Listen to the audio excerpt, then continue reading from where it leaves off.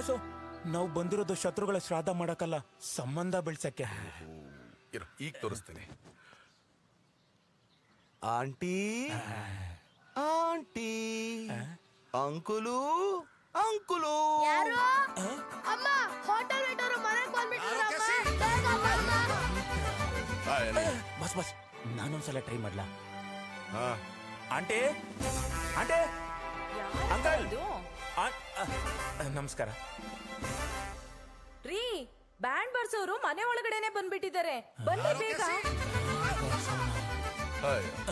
ನಿನಗಿಂತ ನಾನೇ ವಾಸಿ. ಏನಂತಮ್ಮ ಬ್ಯಾಂಡ್ ಬಾರ್ಸೋರ್ದು? ನಮಸ್ಕಾರ ಸರ್. ನಮಸ್ಕಾರ. ನಮಸ್ಕಾರ ಸರ್. ನನ್ನ ಹೆಸರು ಗೊತ್ತಿದೆ ಗೊತ್ತಿದೆ. ಈ ಊರಲ್ಲಿ ನೀವು ಗೊತ್ತಿಲ್ದಿರೋರು ಯಾರಿದಾರಪ್ಪ? ಬನ್ನಿ ಕೂತ್ಕೊಳ್ಳಿ. ಬಾಯ್ಸ್.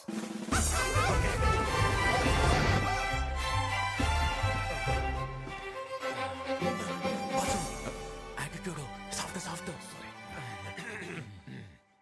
ನೀವ್ಯಾಕೆ ನಿಂತ ಇದ್ದೀರಾ? ಕೂತ್ಕೊಳ್ಳಿ. ಪರವಾಗಿಲ್ಲ, ಹೇಳಿ, ಏನು ಬಂದ ವಿಷಯ? ಇವ್ ನಮ್ಮ ಹುಡುಗ ರಾಘವ ಅಂತ.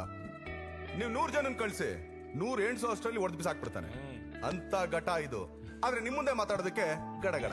ಓ, ಯಾಕೆ ಅಂತ ಕೇಳಿ. ಕೇಳಿ ಸರ್. ಯಾಕೆ? ಅದೇನೋ ಹೇಳ್ತಾರಲ್ಲ, ಹೆಣ್ ಕೊಡೋ ಮಾವ ಗನ್ ಕೊಡೋ ದೇವ್ರು. ಬಸ್ಸು, ಗನ್ ಕೊಡೋ ದೇವ್ರಲ್ಲ, ಅದು ಕಣ್ ಕೊಡೋ ದೇವ್ರು.